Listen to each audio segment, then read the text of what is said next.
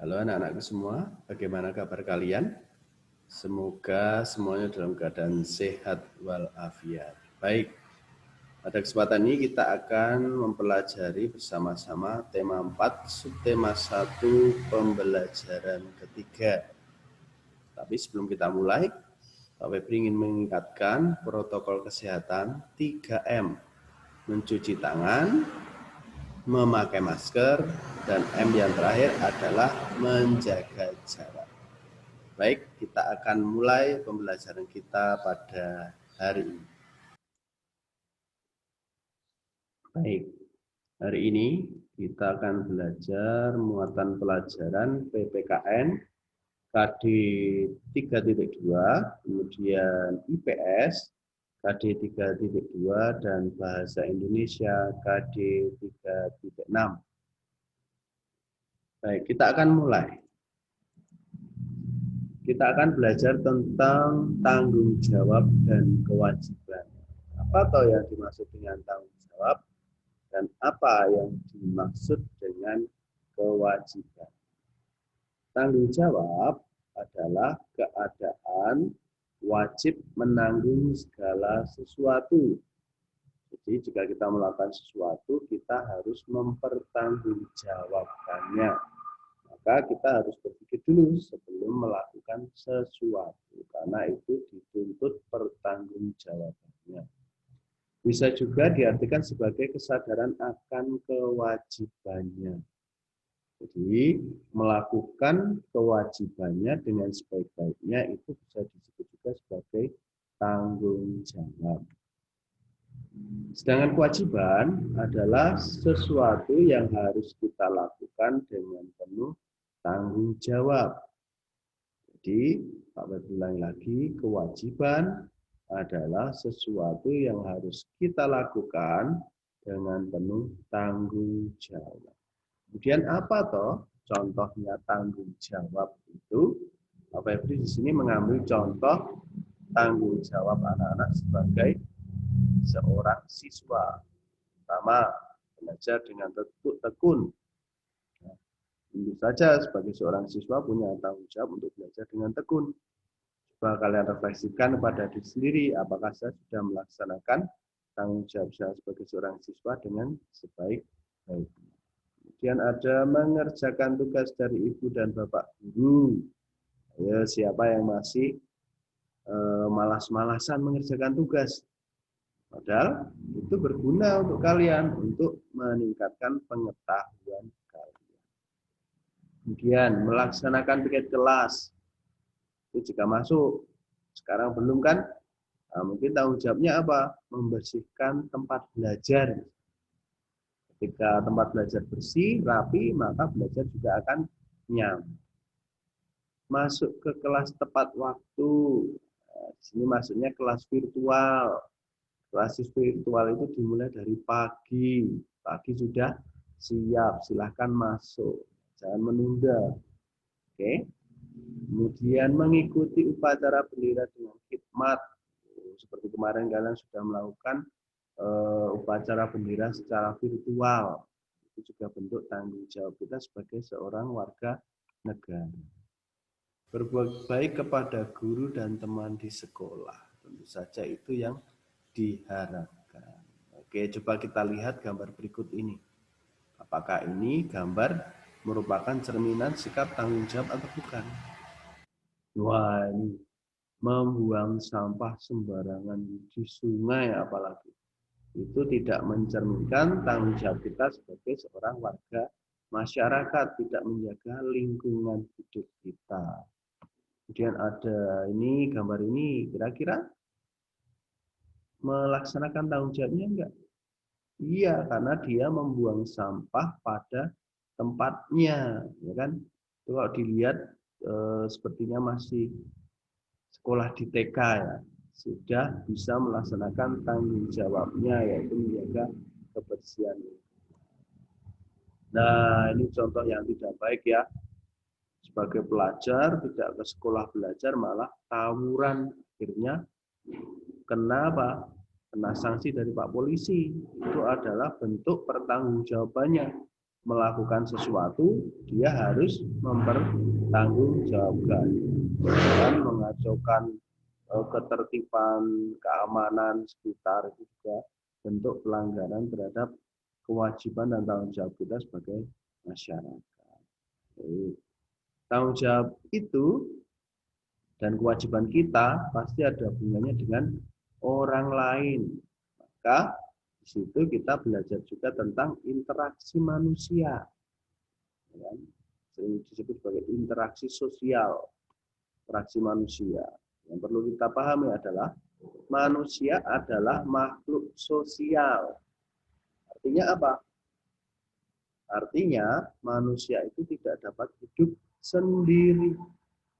Dia membutuhkan orang lain untuk dapat bertahan hidup, untuk mencukupi kehidupannya. Misalnya sekarang Pak Febri memakai baju ini. Baju ini juga bukan Pak Febri sendiri yang membuat, tapi butuh seorang penjahit. Jika kita butuh nasi, siapa yang produksi? Para petani. Maka manusia itu tidak dapat hidup sendiri, kan? Saling membutuhkan. Interaksi sosial adalah hubungan-hubungan antar individu, antar kelompok manusia, maupun antar individu dengan kelompok manusia. Nah, itu yang disebut sebagai interaksi sosial. Interaksi sosial dapat terjadi karena adanya proses komunikasi. Nah, interaksi itu bisa terjadi karena ada proses komunikasi. Tanpa ada komunikasi, maka tidak akan ada terjadi interaksi sosial. Misalnya ditanya tugasnya apa, kok tidak mengerjakan dan lain sebagainya, tidak menjawab, maka tidak akan terjadi interaksi sosial. Misalnya kalian bertanya, Pak Febri diam saja, maka tidak akan terjadi interaksi sosial. Misalnya kalian kesulitan mengkomunikasikan dengan Pak Febri memberikan solusi dan lain sebagainya, maka terjadi interaksi sosial. Nah, di sini ada jenis-jenis interaksi sosial itu apa saja ya? Nah, pertama, antar perseorangan. Ya. Kemudian antar perseorangan dan kelompok. Nah, jadinya kalau antar perseorangan itu namanya perseorangan berarti satu orang dengan satu orang. Antar perseorangan dan kelompok itu satu orang dengan kelompok. Misalnya kamu menyampaikan sesuatu kepada kelompok, maka itu interaksi antara perseorangan dengan kelompok. Dan yang terakhir adalah antara kelompok dan kelompok. Bentuk-bentuk interaksi sosial itu apa saja ya? Yang pertama itu proses asosiatif. Apakah proses asosiatif itu? Proses asosiatif yaitu suatu interaksi sosial di masyarakat yang cenderung untuk mewujudkan adanya kerjasama di antara mereka. Jadi proses asosiatif itu sifatnya yang positif. Terus apakah ada interaksi sosial yang sifatnya negatif? Tentu ada. Itu namanya proses disosiatif. Pecah ya kan? Disosiatif berarti proses interaksi sosial yang terjadi di masyarakat yang mengarah kepada perpecahan atau perselisihan di masyarakat. Nah, ini bentuk interaksi sosial yang negatif atau tidak bagus. Kalau yang bagus tadi asosiatif, sifatnya prosesnya yang tidak bagus atau negatif itu disebut proses disosiatif. Nah, bentuk asosiatif. Is itu apa ya? Interaksi sosial. Jadi bentuk interaksi sosial yang asosiatif. Itu ada kerjasama, kan? Interaksi sosial untuk mencapai tujuan. Berapa orang, 2 orang bekerja sama untuk mencapai tujuan. Itu bentuk salah satu contoh bentuk interaksi sosial asosiatif. Kemudian akomodasi, itu interaksi sosial untuk mengurangi ketegangan di sebuah kelompok, mengakomodir, kan? Ada pendapat-pendapat kita akomodasi, kita ambilkan solusi yang terbaik, maka interaksi sosialnya akan berjalan secara positif. Kemudian akulturasi, apa itu akulturasi? Itu masuknya unsur-unsur kebudayaan baru ke dalam kelompok. Misalnya budaya asing masuk ke Indonesia, ya kan? Karena ada interaksi antara orang Indonesia dengan orang asing, budayanya masuk ke Indonesia, yang baik, ya kan? Kita terima, yang jelek jangan, ya kan?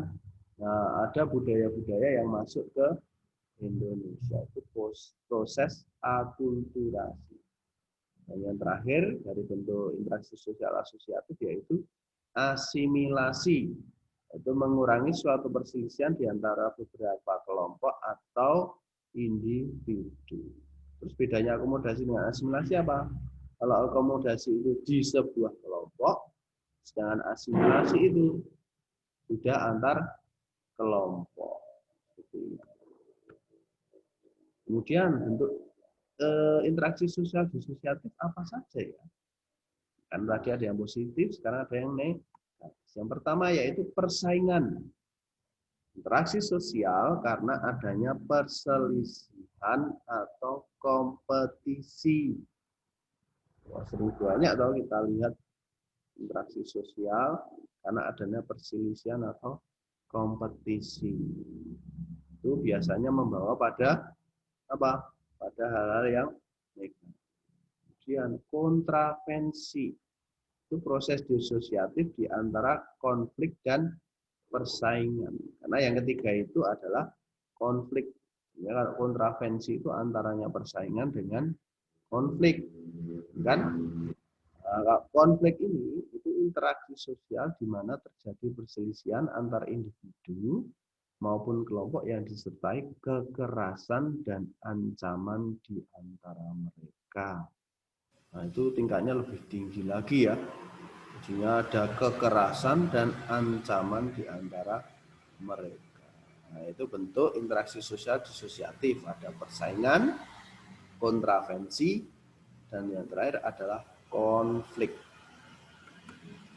Baik. Dampak-dampak interaksi itu apa ya? Itu pasti ada yang positif dan ada yang negatif. Nah, dampak positifnya apa? Interaksi sosial itu terpenuhinya kebutuhan individu dan kelompok. Nah, seperti yang tadi Pak Webi contohkan, Pak Webi butuh baju, berinteraksi dengan para penjahit. Pak Webi mendapatkan baju, penjahit mendapatkan upahnya. Maka ada terpenuhinya kebutuhan individu dan kelompok. Kemudian ada munculnya kerjasama yang terus berkembang. Ada kerjasama, kalau interaksinya baik, maka dia akan terus berkembang. Timbulnya solidaritas dan kesetiakawanan yang tinggi. Ya, kalau kita berinteraksi, maka antar teman, maka tumbuhlah solidaritas. Misalnya ada teman yang kesusahan, sakit, kita jenguk, seperti itu. Tercapainya kestabilan antar kelompok yang bertikai. Misalnya ada yang bertikai, jika interaksi sosial itu dibangun dengan baik, maka akan terjadi kestabilan atau kedamaian antar kelompok. Yang negatif apa? Menimbulkan konflik karena adanya pertentangan dan persaingan. Karena ada persaingan, pertentangan, maka bisa terjadi apa? Konflik. Misalnya yang paling mudah, bertanding sepak bola. Oh, itu kan saling bersaing, ya kan? Tapi karena ketika itu tidak terjadi secara sportif, maka apa yang terjadi? Konflik, berkelahi, ya kan? Kemudian menimbulkan perpecahan dalam masyarakat. Jadi kalau interaksi sosial tidak dibangun dengan baik, bisa menimbulkan perpecahan di dalam masyarakat. Nah, itu. Maka kita harus membangun interaksi sosial kita dengan sesama kita itu dengan sebaik-baiknya untuk menghindari konflik yang ada. Nah, salah satu hal yang bisa kita lakukan adalah dengan mendengarkan juga nasihat dari orang tua kita. Nasihat itu bisa juga berubah atau berwujud dalam bentuk pantun. Kalian sudah mempelajari tentang pantun kan? Masih ingat ciri-ciri pantun? Pantun itu satu bait terdiri dari 4 baris. Baris pertama dan kedua disebut sampiran, baris ketiga dan keempat disebut isi. Bersajak AB-AB. Masih ingat enggak pelajaran kemarin? Sekarang coba dilihat. Ada sebuah pantun. Anjing bermain dengan tali, kera duduk membaca koran.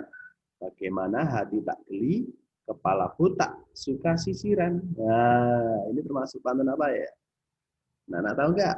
Ini termasuk pantun jenaka. Itu berisi kelucuan ya. Berdasarkan temanya, pantun dibagi ke dalam beberapa jenis. Dan salah satunya adalah pantun jenaka. Nah, mencari makna pantun.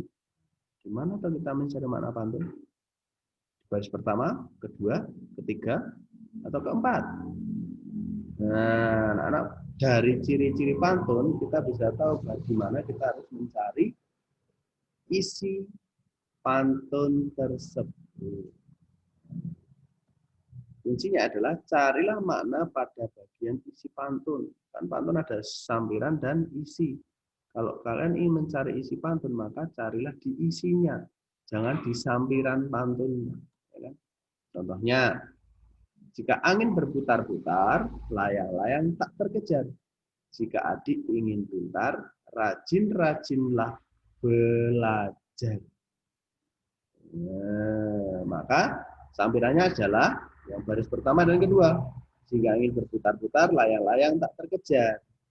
Tapi isinya, isi pantun ada di bait, di baris ketiga dan keempat, yaitu jika adik ingin pintar, rajin-rajinlah belajar. Maka maknanya pantun itu adalah nasihat agar kita rajin belajar. Apa ruginya rajin belajar? Tidak ada, pengetahuan kita bertambah banyak. Oke? Nah, setelah makna pantun berikut, kira-kira apa ya? Tumbuh merata pohon tebu, pergi ke pasar membeli daging. Banyak harta miskin ilmu, bagai rumah tidak berdinding. Nah, jadi banyak harta miskin ilmu itu bagai rumah tidak berdinding. Bayangkan rumah tidak berdinding, bolong, hartanya bisa dicuri ya. Nah, maka artinya adalah banyak harta itu tiada guna, banyak ilmu bermanfaat di masa depan. Seperti itu. Baik, itu materi yang sudah kita pelajari hari ini. Kita belajar tentang tanggung jawab, kewajiban, interaksi sosial, yang asosiatif maupun disosiatif. Kita harus bisa membedakan, menjaga interaksi sosial kita dengan sebaik-baiknya. Yang terakhir tentang mencari makna yang ada pada pantun. Carilah di bagian isi, bukan sampiran. Nah, baik. Itu yang dapat Pak Febri sampaikan untuk pembelajaran tema 4, subtema 1, pembelajaran 3 pada hari ini. Oke, sampai bertemu lagi di pembelajaran selanjutnya. Sampai jumpa.